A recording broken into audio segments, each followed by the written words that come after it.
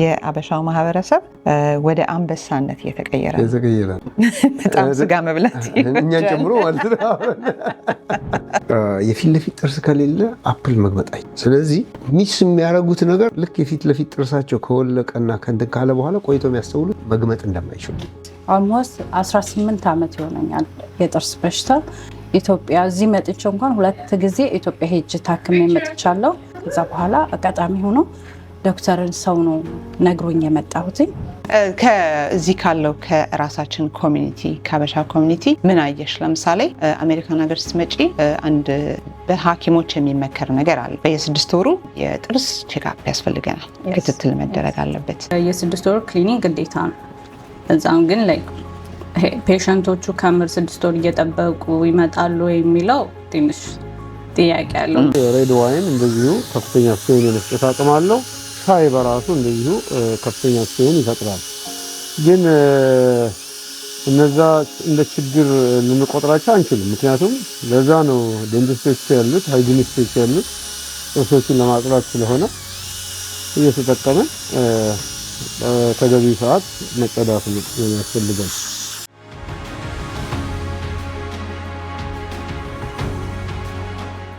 አቢስ ዴንታል ለመላው የክርስትና እምነት ተከታዮች በሙሉ እንኳን ለብርሃነ ትንሣኤው በሰላም አደረሳችሁ እያለ አቢስ ዴንታል የተለያዩ አገልግሎቶችን ይሰጣል። ከምንሰጣቸው አገልግሎቶች ውስጥ የድድ በሽታ፣ የተቦረቦረ ጥርስ መሙላት፣ የጥርስ ውስጥ ነርቭ ሕክምና፣ የጥርስ ነቀላ፣ ክራውን ብሪጅ ኢምፕላንት ተከላ በዘመናዊ ቴክኖሎጂ በመደገፍ አገልግሎትን እንሰጣለን። አቢስ ዴንታል አድራሻችን 4041 Powder Mill Road, Suite 100, Beltsville, Maryland, 20705, United States. በቦልቲሞርና አካባቢው የምትገኙ ኢትዮጵያውያኖችና ኤርትራውያን እንስቶች ቢዩቲ ባይ ቲጂ የውበት ሳሎን መከፈቱን ሰምታችኋል? እንግዲያውስ ፀጉራችሁን በወደዳችሁት መልኩ መሰራት ስትፈልጉ ደውላችሁ ቀጠሮ አስይዛችሁን በቀበሉ በተመጣጣኝ ዋጋ እናስተናግዳችኋለን። እንዲሁም ወንበር መከራየት ለምትፈልጉ የፀጉር ባለሙያዎች ቤታችን ክፍት ነው። አድራሻ 6404 Frederick Road, Catonsville, Maryland 21228, United States. አገር ቤት ሰዎች ሲነቀሱ አረቄ ነው የሚጠቀሙት። በባህላዊ ሕክምና ገጠር ውስጥ አንዳንድ ነገሮችን ሲሰሩ በአረቄ አስክረው ነው። አረቄ ጭንቅላት ላይ ስለሚሰራ የማደንዘዝ አቅም ስላለው አይሰማቸውም። እና እንግዲህ ሰዎች ወደ መፍትሄው እስኪደርሱ ድረስ የሚያደርጓቸው የራሳቸው መንገዶች አሉ። ግን መፍትሄው በተለይ በውጭ ሀገር ለምንኖር ሰዎች ሕክምና እስካለ ድረስ በየ6 ወሩ ጥርስን መታየት ተገቢ ነው ብለህ እንደ ጥርስ ባለሙያ ትመክራለህ? በትክክል በጥርስ ብቻ ሳይሆን ለጠቅላላ ጤንነታችን። ምክንያቱም በየጊዜው እንዲህ ራሳችንን ቼክ ካላደረግን በሚገርም ሁኔታ እያንዳንዳችን መኪኖቻችንን ሰርቪስ ለማድረግ እንወስዳለን፣ በቀጠሮ መሰረት እንሄዳለን። ትክክል። ነገር ግን ራሳችንን ግን ሰርቪስ አናደርግምና እየሰራን ነው። በጣም ጉዳት ይኖረናል። ስለዚህ ጉዳቶቻችንን በተለይ እድሜ እየጨመረ በሚሄድበት ሰዓት ብዙ የተወሳሰቡ ኮምፕሊኬሽንስ ስለሚፈጠሩ በጥርስም በአይንም በሌሎችም የሕክምና ዘርፎች እየተከታተልን ካልደረስን ማይት ቢ ቱ ሌት ምንም ማድረግ ወደ ከፋው ደረጃ እንሄዳለን እና አስፈላጊ ነው። ይልቅ እዚህ ሀገር ላይ ሕክምናው አለ። ብዙ ሰው ደግሞ ኢንሹራንስ አለው። እውነት ለመናገር ኢንሹራንስ የሌለው ምናልባት አዲስ የመጣ ጥቂት ሰው ቢሆን እንጂ በአብላጫው ያለው ሰው ኢንሹራንስ ስላለው ኢንሹራንሱን ተጠቅሞ እንትን ማለት መከታተል መታየት አለበት። አንድ ጥያቄ ለኔ ብቻ ሳይሆን ለብዙዎች ጥያቄ ይሆናል ብዬ በማሰብ ነው ይሄንን የማነሳለን። ወደ ጥርስ ሐኪም ቤት ስንመጣ የውስጥ ደዌ ችግሮቻችንን የምንጠየቅበት ፎርም ይሰጠናል። ስኳር በሽታ፣ የልብ የደም ግፊት እና ሌሎች ተያያዥነት ያላቸው HIV፣ ሄፓታይተስ C የምንላቸው ችግሮች አሉብህ ወይ አሉብሽ ወይ የሚል ፎርም ይሰጠናል። ምን ያገናኘዋል እሱ ከጥርስ ሕክምናው ጋር? በመጀመሪያ ጥርስ ወይም አፍ ውስጥ ያሉ ማንኛቸውም ሰውነታችን ክፍሎች የሰውነታችን የጠቅላላ ሰውነታችን አካል ናቸው። ትክክል። በዛም ነው ጥርሳችን በሚያመን ሰዓት ራሳችንን የሚያመን፣ ጥርሳችን በሚያመን ሰዓት ጆሮአችን ያመናል። ስለዚህ የተያያዘ አካል ነው ያለን፣ የተለየ ለብቻ ያለ አይደለም ያለን እና ተያያዥነት አላቸው ማለት ነው በመጀመሪያ። ቀጥሎ ደግሞ አፍ በጣም ለየት የሚያደርገው ብዙ ሲስተሚክ የሆኑ ችግሮች ሲኖሩ እንደ መገለጫ ቦታው ነው። አንዳንዴ ሰውነታችን ውስጥ የሆነ ቦታ ላይ ችግር ሲኖር አፍ ውስጥ በተወሰነ መልኩ ምልክቶቹ ይታያሉ። ስለዚህ አንድ ሰው አፉን ብቻ በመታየት አይዴንቲፋይ የሚያደርጋቸው የተወሰኑ በሽታዎች አሉ። ለዛም ጭምር ነው መገለጫ ቦታ ስለሆነ። ከዛ በተጨማሪ የምንጠቀማቸው የሕክምና መሳሪያዎችና ኬሚካሎች ተጽዕኖ ስላላቸው፣ ለምሳሌ ማደንዘዣዎቹ በውስጣቸው ብዙ ሰውነታችንን ሊጎዱ የሚችሉ፣ ለምሳሌ የልብ ችግር ያለበት ሰው ዝም ብዬ ያገኘሁትን የማደንዘዣ አይነት በወጋው እዛ ውስጥ ያሉ አንዳንድ ኮምፖነንቶች ልቡን ወይ አፍጥነው እንዲመታ ሊያደርጉት ይችላሉ፣ ወይ ስሎ ሊያደርጉት ይችላሉ።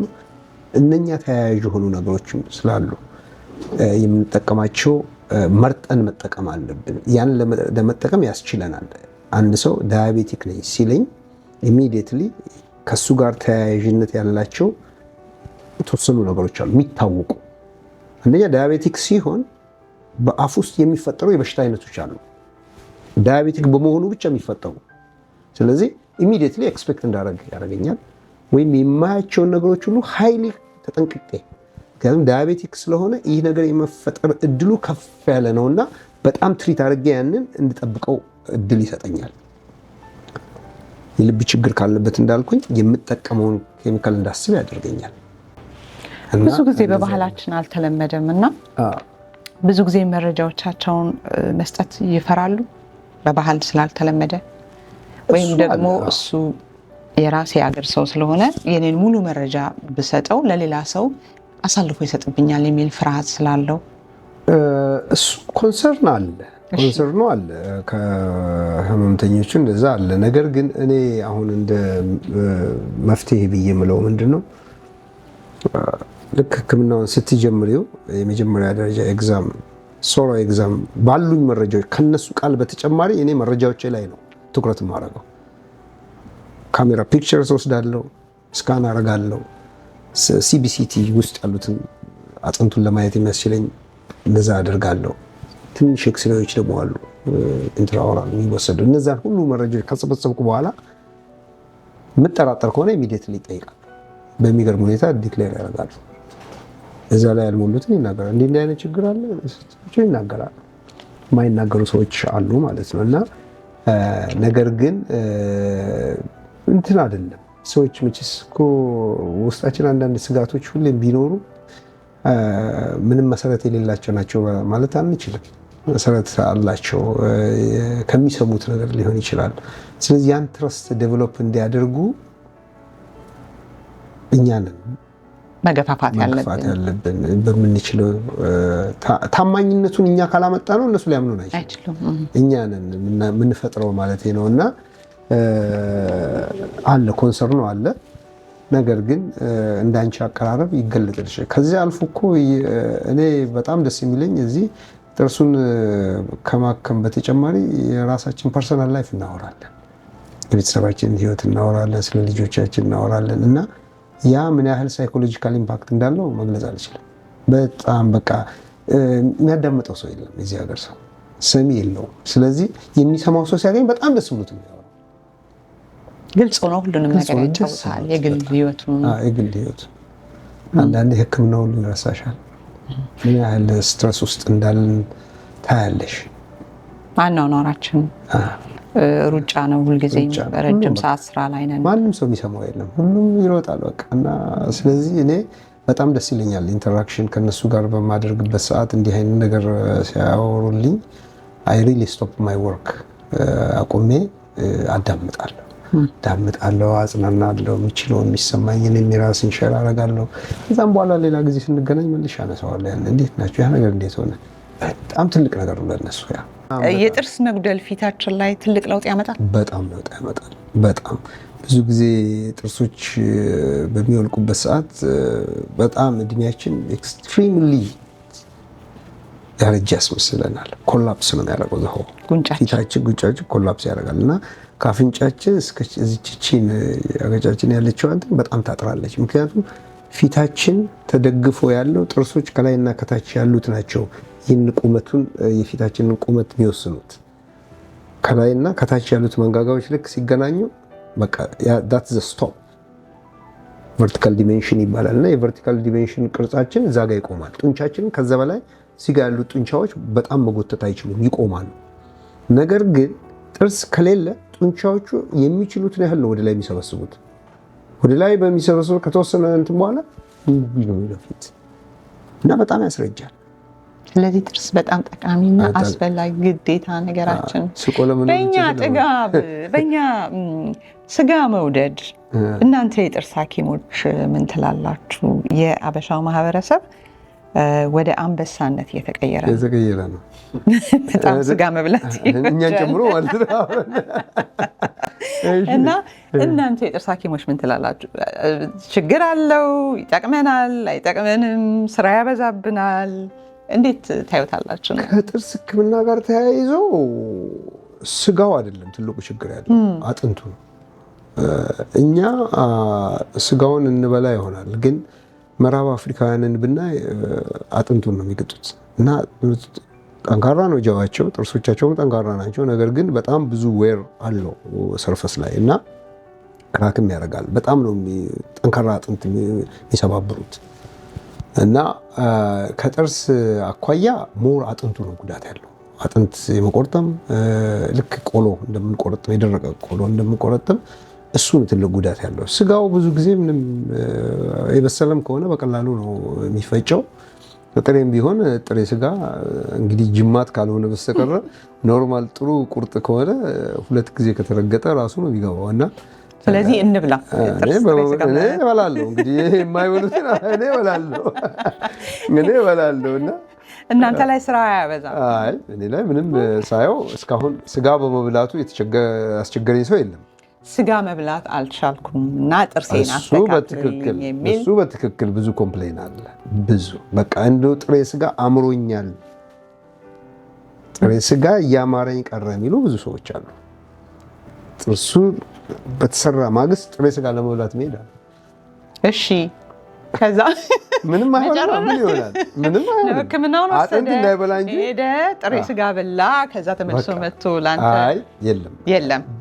ሌላው ማቀው አፕል፣ ብዙ ሰዎች አፕል መግመጥ በጣም ይወዳሉ። አፕልን እንዲገምጡ መብላት እና የፊት ለፊት ጥርስ ከሌለ አፕል መግመጥ አይቻልም። ስለዚህ ሚስ የሚያደርጉት ነገር ልክ የፊት ለፊት ጥርሳቸው ከወለቀና ከእንትን ካለ በኋላ ቆይቶ የሚያስተውሉት መግመጥ እንደማይችሉ፣ የሚገመጥ ነገር መግመጥ አይችሉም እና the moment ይሄ ጥርስ ሲሰራ የመጀመሪያ መሞከር የሚፈልጉት አፕል ነው። አፕል ደግሞ በጣም ጠንካራ ነው እና ዲዛስተረስ ነው። የወለቀ ሰው አላውቅም፣ ግን በጣም ብዙ ሰዎች አፕል መግመጥ ይፈልጋል። በቃ እንደተሰራ ሄዶ አፕል እንትን ማለት ነው የሚፈልጉት እና ቢቻል እድሜ ከገፋ በኋላ የሚገመጥን ነገር አቮይድ ማድረግ ነው። ቆሎ በጣም እንደው መቼስ ኤልሳ ቆሎን ቆሎ በጣም የኛን ማህበረሰብ ጥርስ በከፍተኛ ሁኔታ ከሚጎዳ ነገር አንዱ ቆሎ ነው።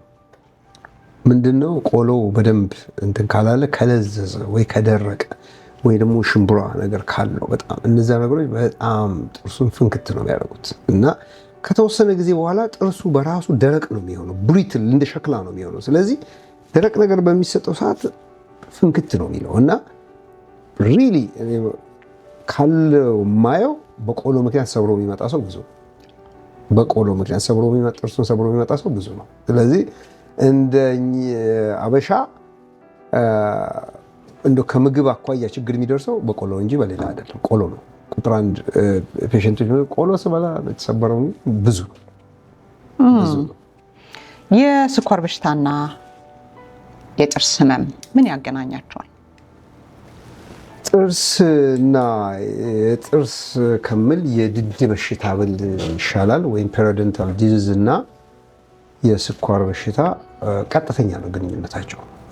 ምናልባትም በጥርስ ሕክምና ውስጥ ቁጥር 1 በሪሰርች በደንብ የተረጋገጠ ቢሆን የሚታወቀው የጥርስ ሕክምናና የጥርስ ችግርና የስኳር በሽታ ነው።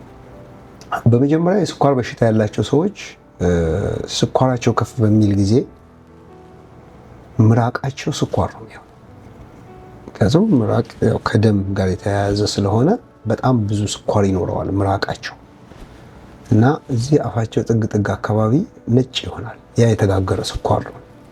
ያ ስኳር ጥርሳቸው ውስጥ ብዙ ቦታ ስለሚኖር እንዳለ በየጥርሳቸው ስለሚሰገሰግ ልጋግ ነው የሚሆነው። ስለሚሰገሰግ ብዙ ባክቴሪያ አፋችን ውስጥ አለ ሁሌም። ነገር ግን አሁን እዚህ ለጋ ለየት የሚያደርገው ምንድነው? ስኳር ከበቂ በላይ አለ አፋቸው ውስጥ። ያንን ስኳር በሚጠቀሙበት ሰዓት ባክቴሪያዎቹ ይበልጥ ይበዛሉ፣ ይበልጥ አደጋም ያደርሳሉ። ዳሜጅ ድዱን ያሟሙታል፣ አጥንቱ ይሟሟል፣ ስጋው በጣም ፐፊ ይሆናል ወይም ኩፍ ማለት ነገር አለው፣ ይደማል። ስለዚህ ስኳር መምጣቱ ነው ያን ያመጣው። ኤክሰስ ስኳር መምጣቱ ባክቴሪያዎቹ ተጠቅመውት ድዱን ወና ጥርሱንም እንዲበላ ወይም እንዲሰበር እንዲቦረቦር ሉዝ እንዲሆን። ምክንያቱም አጥንቱ ሲሟሟ ጥርሶቹ መወዛወዝ ይጀምራሉ። እና ሌላው ሰርቪካል ይሄ ድዱ ጥርሱ እና ድዱ የሚገናኝበት አካባቢ ላይ ስኳሩ ስለሚጋገር እዛ አካባቢ ጥርሱ ተቦርቦ ያልቅና አንዴ ነው ስብር ነው የሚለው። ስለዚህ የስኳር በሽታ ያለበት ሰው የድድ በሽታ በቀጥታ ነው ያገኘው። ስለዚህ አብሶሉትሊ ቶሎ መታጠብ ያለባቸው ለዛ ነው። ምክንያቱም ጥርሶቻቸው ላይ ተጽዕኖ እንዳይኖረው አንድ እሱ። ሌላው ተቃራኒ ደግሞ አለ። የጥርስ ወይም የድድ በሽታ ያለበት ሰው ስኳሩን የማባባስ አንኮንትሮልድ እንዲሆን የማድረግ አቅም አለው። ምክንያቱም የድድ በሽታ ኢንፌክሽን፣ የስኳር ህመምተኛ የሆኑ ሰዎች ኢንፌክሽን መቋቋም አይችሉም።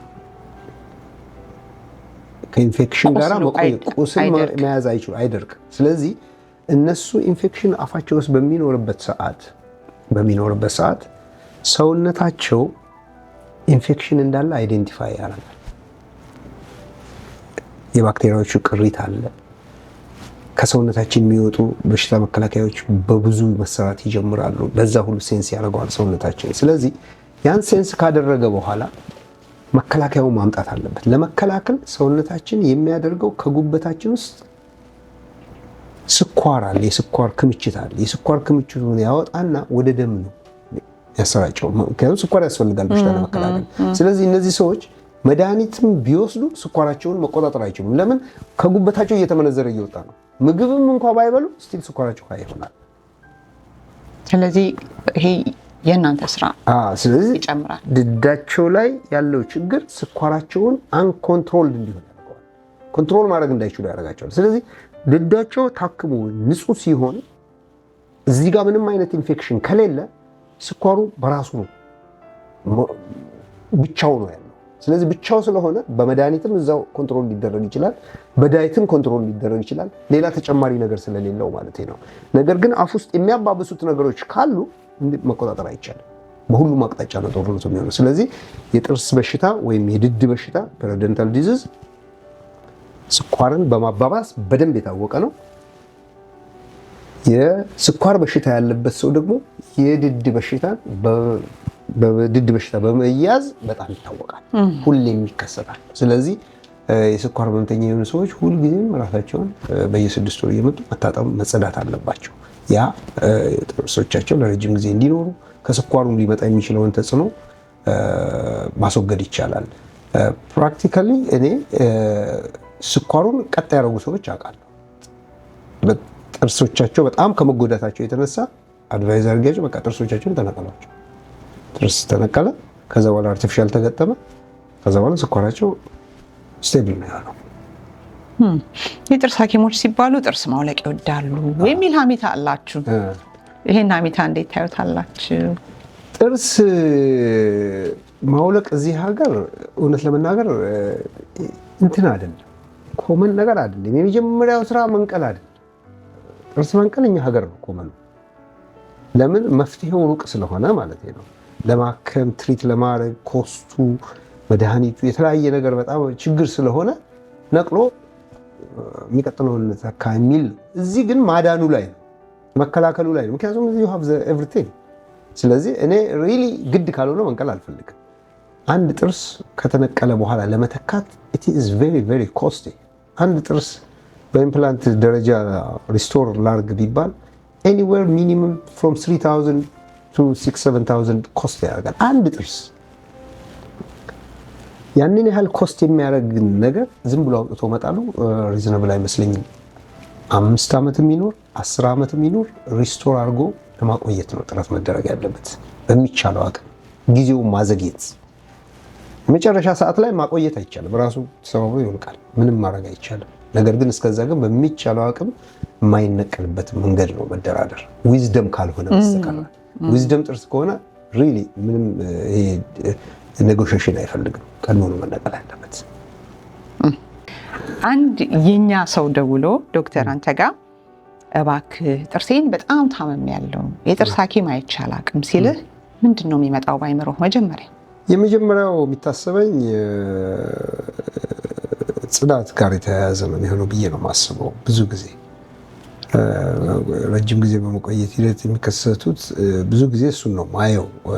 ለምን ኦብዘርቬሽን ወይም ክሊኒካል ኤግዛሚኔሽን የሀበሻ ጥርስ ብዙ ጠንካራ እንደሆነ ነው ማየው። ጄኔቲክ ሊሆን ይችላል ወይም የምንመገባቸው ምግቦች ሊሆን ይችላል። ብዙ የመቦርቦር ችግር ብዙ ጊዜ አይገጥመንም። ብዙ ጊዜ የማየው ሞር ከድድ በሽታ ጋር የተያያዙ ነገሮች ናቸው። መጨረሻ አካባቢ ከፍተኛ የሆነ እብጠት ወይም ህመም ይከሰታል። ያ ማለት ጥርሱ ሆፕለስ ነው፣ ምንም መደረግ የሚችል አይሆንም። በተወሰነ ፐርሰንት የዊዝደም ጥርስ ችግር፣ እኛ ሰው ማስነቀል አይወድም። ስለዚህ መንጋጋ ጥርሱን ችግር በሚገጥመው ሰዓት እንደዚህ አይነት ይመጣሉ። ግን ስለዚህ ያኔ ኮስተር ያለ ችግር አለ ማለት ኮስተር ያለ የኛ ሰው ከታመመ ችግሩ ኮስተር ያለ ነው፣ ምንም ጥርጥር የለም። ይሄ በጥርስ ሕክምና ብቻ አይደለም ሊታይ የሚያስፈልገው። ያ ሰው ታሟል ከተባለ በቃ ከፍተኛ ደረጃ ላይ ነው ያለው። መጀመሪያ ደረጃ መመርመር፣ መታከም፣ ለመከላከል ዝግጁ አይደለም የሚመስለኝ ነው። የኖርነው ህይወት ያመጣው ይመስለኛል። ሀገር ቤት መመርመር የተለመደ አይደለም። ሲያመን ነው ሐኪም ቤት የምንሄደው። ስለዚህ ያ ባህል እዚህም አለ። ኢንሹራንሱን የሚይዘው አይመጣም ሰው እና ሲያመው ብቻ መምጣት ይፈልጋል። ግን ሲያመን እዚህ ደግሞ በዚህ የስራ ቢዚነት እያንዳንዱ ሰው በየዕለቱ በስራ እየሮጠ በሚኖርበት ዓለም ለህመም ጊዜ አይሰጥም። ያሞትም ቢሆን መድኃኒት እየወሰደ ሊሄድ ይችላል። ግን መጨረሻ ላይ ግን ከመጣ ያ ነገር በጣም ከፍተኛ ደረጃ ላይ ደርሷል። ከዚያም ተነስቶ ብዙ ወጣት የሆኑ ሰዎች በካንሰር ሲሞቱ እናያለን።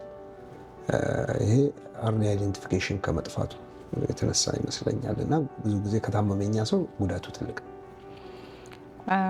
የጥርስ ሐኪሞች ጥርሳቸው በጣም ያምራል፣ ሚስጥሩ ምንድን ነው? የብዙ ሰዎች ጥያቄ ነው ይሄ። አንድም የጥርስ ሐኪም ምንም የጥርስ ድክመት አናይበትም። ተስተካከለ፣ በጣም ነጭ ሆነ፣ ለራሳቸው የተለየ የሚያደርጉት ነገር አለ? ሪሊ አይመስለኝም። አዌርነስ ይኖራል፣ ግን አገር ቤት ሸክላ ሰሪ በገል ይበላል ይባላል እና እንደውም ምናልባት ጉዳት እነሱ ጋር ያለ ብዬ ነው ማስበው። ለምን እኔ አሁን ባለሁበት ሂደት እኔ የጥርስ ሕክምና ለማግኘት ሌላ ቦታ መሄድ አለብን። ቢኮዝ ወይ ሌላ ዶክተር ሲመጣ ወይ ሆን ሲኖር ነው እርስ በርሳችን የምንረዳዳው። ሬርሊ ነው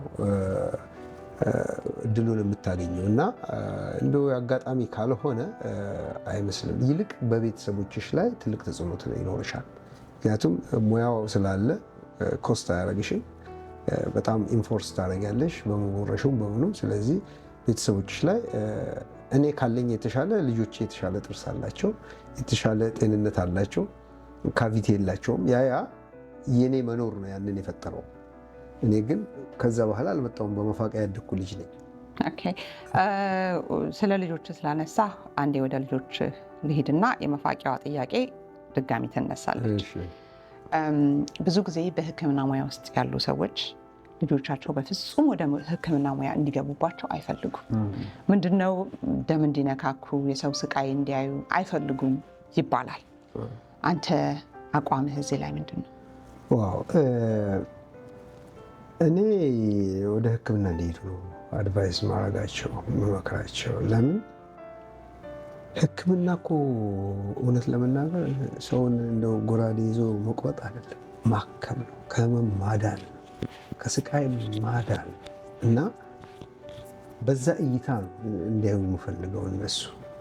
እውነት ለመናገር ሐኪም ሆኖ እንዲሰራ እኔ ልጄን ሕክምና ውስጥ ያለው ሰው ልጄን አይሆንም ካልኩት ማን ነው ወደዛ እንዲመጣ የሚመክረው? ምክንያቱም እውነተኛ ተሞክሮ ያለን እኛ ነን ውስጡ ያላችሁበት። ስለዚህ እኛንን እኮ ይልቅ እንደውም መምከር ያለበት ሰውን መርዳት፣ ሰውን ማገዝ በጣም ትልቅ ነገር እኮ። እኔ አሁን እረፍትም ላይ ሆኜ ሰው አመመኝ ካለኝ አይሉዝ ማይ እንትን ሰላሜን አጣለሁ። እረፍትም ላይ ሆኜ ሰላሜን አጣለሁ። ምክንያቱም ያ ሰው እየታመመ እንደሆነ አውቃለሁ፣ እየተሰቃየ እንደሆነ። ወራስ እኔ እጅ ላይ ግን በቀላሉ ተፈርማ የምትወጣ መድኃኒት አለች። አንድን ሰው ማዳን የሚችል ከስቃዩ ሊያቆምለት የሚችል ፊርማ ይዤ፣ እሱ ግን እየተሰቃየ ነው። እረፍት አይሰማሽም። ፍራንክሊ የእውነት ሰውን የሰው ችግር ውስጥሽ የሚሰማሽ ከሆነ you won't have that peace። ስለዚህ እኔ ትልቅ እሴት ነው፣ እኔ ትልቅ እድል ነው። እኔ በእያንዳንዷ ቀን በማደርጋት ሕክምና እኔ እድለኛ ነኝ ብዬ ነው የምለው። ምክንያቱም በቃ የሆነ ነገር እየሰራሁ የሆነ ሰው እያዳንኩ ነው። ስለዚህ እኔ ደስተኛ በጣም እና ልጆቼ የአምፓዝ ይዘው ቢሄዱ ነው የምመርጠው። ሌላው ሕክምና ጆብ ሴኪሪቲው በጣም ሀይል፣ ምንም ጥርጥር በሌለው ሁኔታ ካሉት ሙያዎች ሁሉ ሃይሊ ሴኪውርድ የሆነ ስራ ሕክምና ሙያ ነው። አድካሚ ሊሆን ይችላል፣ ምንም ነፃ የሆነ ማካሄድ ሁሉም ጋር አድካም አለ። ነገር ግን ከጆብ ሴኪሪቲ ማኳያ በጣም አስተማማኝ ነው።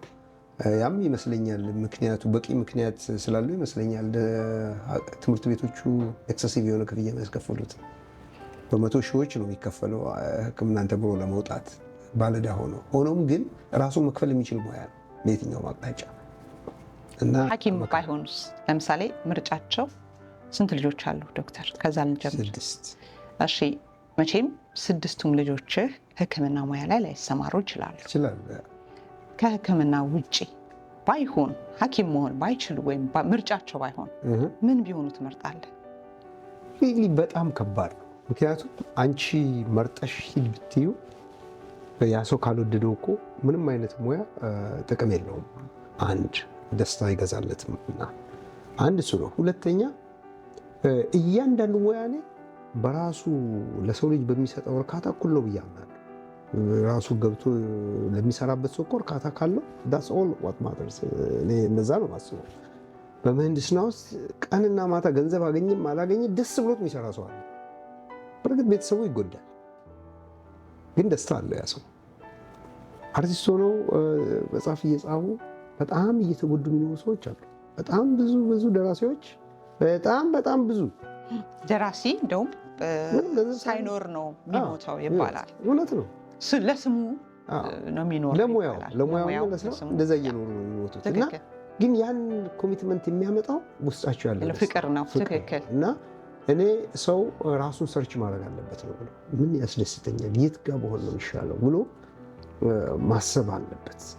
ራሱ ያን ካገኘ ሌላ ሰው መስማት የለበት፣ ወደዛ ነው መሄድ ያለበት። እና በየትኛውም አቅጣጫ ቢሄዱ እኔ as long as they're right in their thinking that's what matters። ይሄን ብለሽ ዲክቴት ማድረግ በጣም ከባድ ነው። ሕክምና ቢሆን ደስ ይለኛል። መጨረሻ የምታስተላልፈው መልእክት አለ? በሕክምና በኩል እሺ፣ እኔ ቅድምም እንዳልኩት በጥርስ ብቻ ሳይሆን በጠቅላላው ጤንነታችንን ለመከታተል ሪሊ ለውጥ ያስፈልገናል ብዬ አምናለሁ።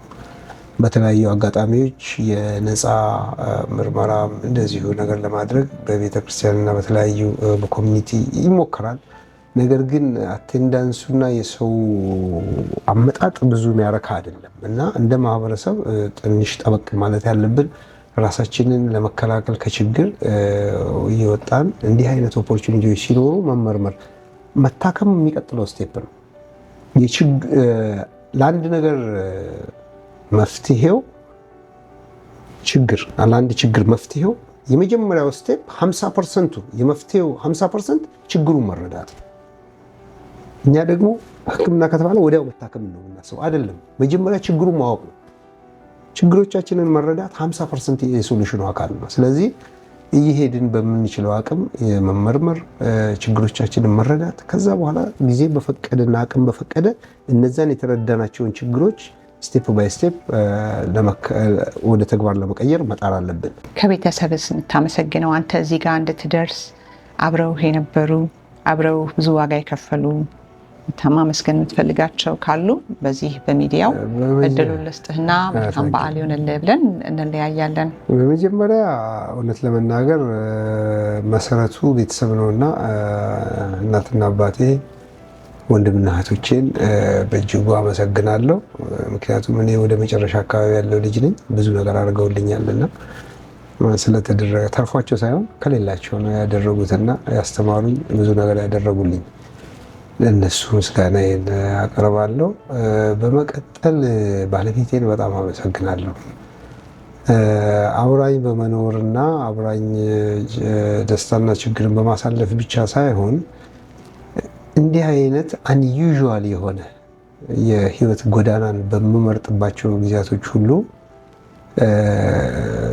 ሳትነጫነጭ እሺ ብላ እድሉን እየሰጠች አብራኝ ተከትላለች። አንዳንድ ጊዜ አብሮን ያሉ ሰዎች ካልፈቀዱ መንገዱ አይኬድም፣ ወይም ቢኬድም የንዝንዝ መንገድ ስለሚሆን ወይ ይረዝማል ወይ ይቋረጣል፣ ወይ ውጤቱ ጥሩ ላይሆን ይችላል እና በዛ በኩል ባለቤት ያደረገችው አስተዋጽኦ በጣም ትልቅ ነው።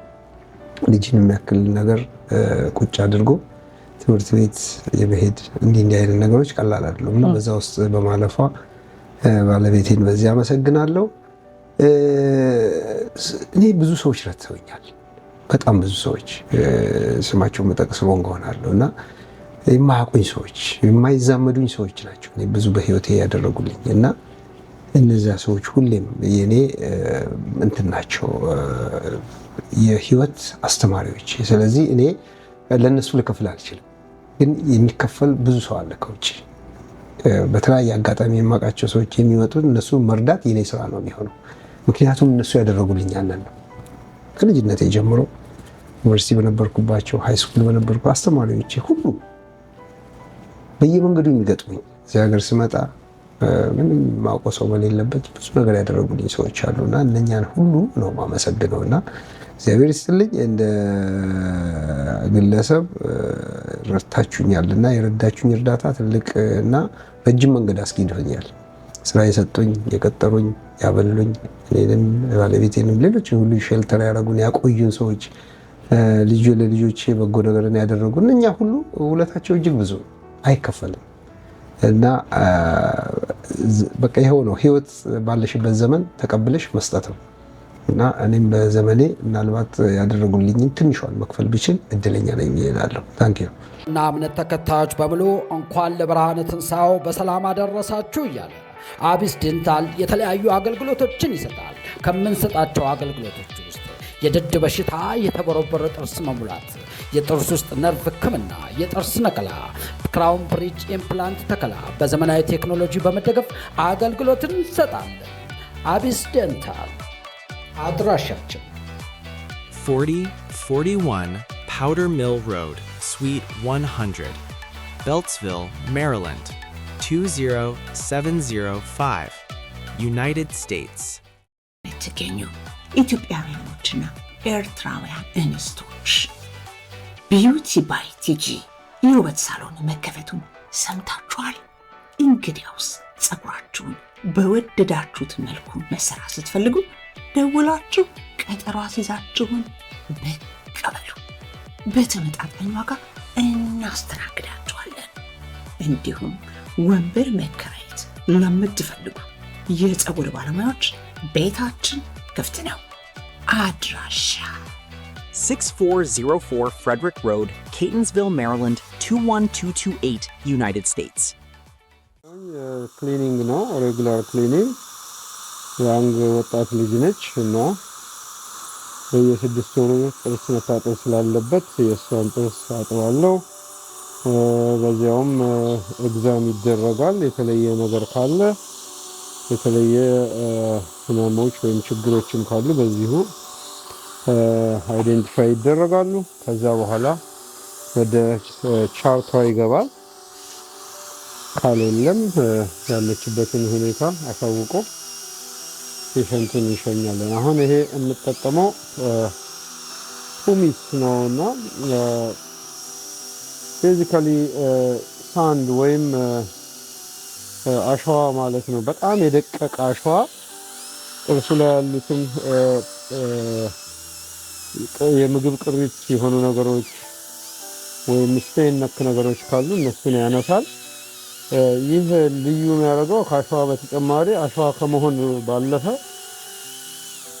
በውስጡ ፍሎራይድ አለው።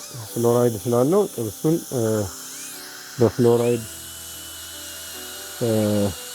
ይታሻል ማለት ነው። እንግዲህ የኑሯችን አካል ነው ቡና መተው ይቻላል። ነገር ግን ብዙ ነገሮችን ብንተዋቸው ምግብንም ወደ መተው ብንደርስ ጥሩ ነበር። ሆኖም የህይወት አካል ስለሆነ መጠቀሙ አይ ቲንክ ግድ ይመስለኛል። ነገር ግን በየቀኑ ሰው ከቦረሸ ቢያንስ ማታ ላይ ከመተኛቱ በፊት ቢቦርሽ በቀኑ በእለቱ የተጠቀመውን ምግብ ቡና ምንም ነገር ሊሆን ይችላል እነሱን ያስወግዳል። ከዛ ያለፈ ስቴን ቢኖር በ6 ወር በሚጸዳበት ሰዓት ስለሚወገድ ብዙ አሳሳቢ አይሆንም። ከዛ በተጨማሪ ሬድ ዋይን እንደዚሁ ከፍተኛ ስቴን የመስጠት አቅም አለው። ሻይ በራሱ እንደዚሁ ከፍተኛ ስቴን ይፈጥራል። ግን እነዛ እንደ ችግር ልንቆጥራቸው አንችልም። ምክንያቱም ለዛ ነው ዴንቲስቶች ያሉት ሃይጂኒስቶች ያሉት ጥርሶችን ለማጽዳት ስለሆነ እየተጠቀመን ተገቢ ሰዓት መጸዳት ያስፈልጋል። እናጠጣለን። ስለዚህ የማይጠጣንም ሰው አከብራለሁ፣ እኔ ግን እጠጣለሁ ለማንኛውም። ስለዚህ ልንሰጋ አንችልም።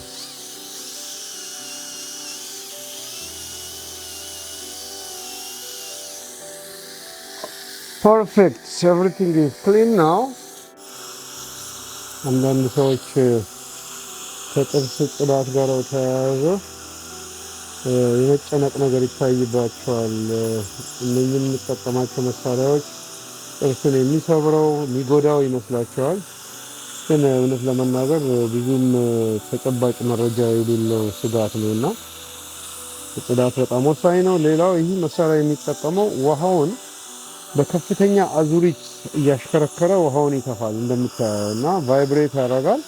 አት ዘ ሴም ታይም ውሃውን በጣም በከፍተኛ አዙሪት ሮቴሽን ስለሚያሽከረክረው ውሃው ነው ጉልበት ያለው እና ውሃው ነው የሚያነሳው እንጂ በብረት እየቆፈርን አይደለም የምናነሳው።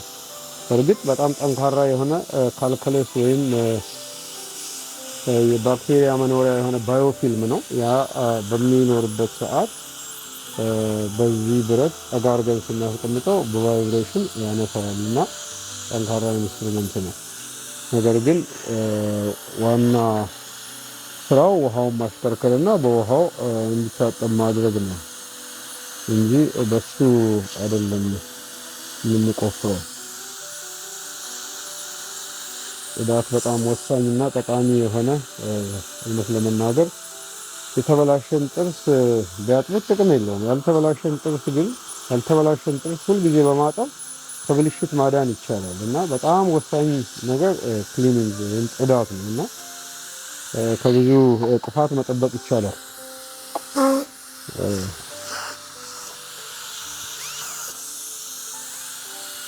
ሳይጎዱ በየጊዜው ልጆችንም እንደዚህ እያመጡ ቤት ውስጥ ልንቦርሽ እንችላለን። ነገር ግን የኛ የመቦረሽ አቅም ውስን ነው።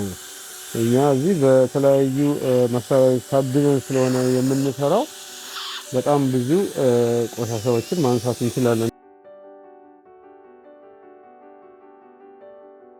እዚህ ለሕክምና መተሽ ነው ያገኘንሽ ዶክተር ደረጃው ጋር እና እንዴት አገኘሽው ይሄን ክሊኒክ መጀመሪያ?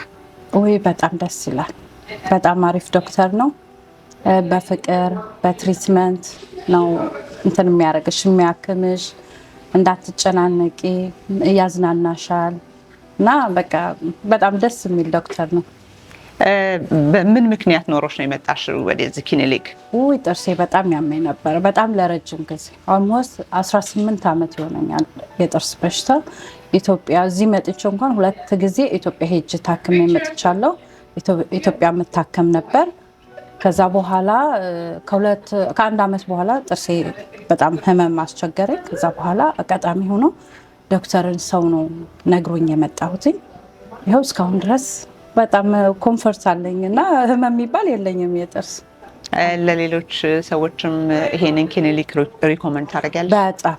በጣም ለእርጉዞች ሳይቀር ጓደኞች ያሉኝ እርጉዞች ለነሱ ለራሱ እዛ ዶክተር ጋር መሄድ አለባቸው። ኢንሹራንሳችሁ ከሰራላችሁ እዛ መሄድ አለባችሁ ብዬ ሪኮመንድ አደርጋለሁ።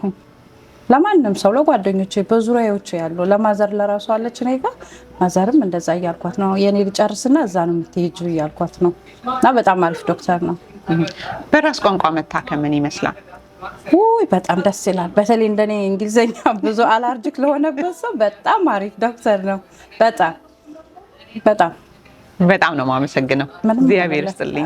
ምንም አይደለም፣ ለሱ ሌላም ይገባዋል። እውነት ለሱም ጥሩ ነገር ለማድረግም ያብቃኝ ነው የምለው። ምክንያቱም ከስቃይ ከፈጣሪ በታች ዶክተር ፈጣሪ የሰጣቸው ሙያ አለና በዛ እንትን አድርጎ ነው ለኛ የሚያገለግል ያለውና ሁሌ ታክሜ ሲሄድ እድሜህን ይጨምርልኝ ለኔ ብቻ ሳይሆን ለሌሎችም እንድታድን ነው የምለውና እድሜው ይጨምርልኝ። በጣም ነው የማመሰግነው። እናንተም አመሰግናለሁ። እሺ ሜሮን እባላለሁ። ሜሮን ኃይለ ኢየሱስ። እዚህ ነው የተገናኘ ነው ዶክተር ደረጃው ክሊኒክ ውስጥና ሙያሽ ምን ነበረ? ኢትዮጵያ ዴንቲስትሪ ተመርቄ ዴንቲስት ሆኜ ነበር የመጣሁት እዚህ እና ላስት ይር ነበር የመጣሁት እዚህ እና ቀጥታ የጀመርኩት እዚህ ዴንታል አሲስታንት ነው። በዶክተር ነው ላይክ ሪኮመንድ ያደረገኝ ትምህርት ቤቱ ምናምን። ከዛ ቀጥታ ትምህርቱን ጀመርኩኝ እና በ3 ወር ውስጥ ነበር የጨረስኩት እና ቀጥታ እዚህ ስራውን ጀመርኩ ማለት ነው። እና አሁን እሱ ጋር አሲስታንት ሆኜ እየሰራሁ ነው። የራስሽን ክሊኒክ ለመክፈት ታስቢያለሽ ወደፊት? አዎ በጣም ነው የምፈልገው። እውነት ለመናገር እዚህ ክሊኒክ ከመጣሁ በኋላ በጣም ኢንስፓይሬሽን ነው ላይክ ሁሉም ነገር እንዴት የዚህ ሀገር እና ኢትዮጵያ ያለውንም ዲፍረንት ምናምን ነገር ሁሉንም እንድለይ አድርጎኛል። እና ለዛ ነው ኮሌጅ እንደ አዲስ አይባልም ትምህርቱን መቀጠል ነው የሚባለው። ላይክ የ2 year ፕሮግራም ነው የሚሆንልኝ። ያንን ቀጥዬ ላይሰንሴን አፕዴት አድርጌ መማር ነው የምፈልገው ማለት ነው። ለሚመጡ ወይም ላሉ ትውልዶች ያንቺን ሙያ ትመክሪያቸዋለሽ? በጣም ነው የምመክራቸው። በጣም አሪፍ ሙያ ነው። ላይክ በጣም ኮሚትመንት ይጠይቃል። ላይክ በደንብ ማንበብ እና ትምህርቱን ላይክ መውደድ ያስፈልጋል። ከምር መወደሹ ስታደርጊው ሁሉም ነገር እየቀለለሽ ይመጣል። ግን በግዴታ ኦር ሳትፈልጊው ፋሚሊ ተጭኖሽ ምናምን ከሆነ ላይክ በጣም ኤግዞስት ነው የሚያደርግሽ ስራውም ትምህርቱም ማለት ነው። ግን ወደሹ ፍላጎት ኖሮሽ እስከሰራሹ ድረስ በጣም ኤክሳይትድ የሚያደርግ ትምህርት ነው። አይ ላይክ ኢት ለመናገር። ከዚህ ካለው ከራሳችን ኮሚኒቲ ከሀበሻ ኮሚኒቲ ምን አየሽ? ለምሳሌ አሜሪካን ሀገር ስትመጪ አንድ በሐኪሞች የሚመከር ነገር አለ። በየ6 ወሩ የጥርስ ቼክአፕ ያስፈልገናል፣ ክትትል መደረግ አለበት። አገር ቤት አለ። እዚህ ህዝቡ የእውነት ተቀይሮ ተከትሎታል ያንን ህግ እንደው ለጤንነት ብሎ ለራሱ ጥርስ? ኢትዮጵያ ምንድነው ላይክ ሁሌም ቢሆን ኢትዮጵያም ቢሆን እንደዚሁ ነው ሪኮመንድ የምናደርገው። ላይክ በየ6 ወር ክሊኒክ ግዴታ ነው። እዛም ግን ላይክ ፔሸንቶቹ ከምር 6 ወር እየጠበቁ ይመጣሉ የሚለው ትንሽ ጥያቄ ያለው። ግን ከዛ ውጭ ግን ኦልሞስት ትምህርቱም ሁሉንም እኮ አንድ አይነት ነገር ነው የምንማረው። ያ ነው ያዩት። እዚህ ላይክ ስራዬ ብለው ለመታጠብ ያሉ ቀጠሮ እያስያዙ በየጊዜ ይመጣሉ። እዛ ሜቢ ቀጠሯቸውን ሊዘሉ ይችላሉ። ሁሉንም አይወክሉም። ላይክ የሚመጡም አሉ በእርግጠኝነት በተለይ የግል ክሊኒኮች ጋር ላይክ ይሄዳሉ ለመታጠብ ምናምን ስራዬ ብለው ማለት ነው። ግን በየ6 ወሩ ያድርጉት አያድርጉት ግን አምናት ሹር አባውት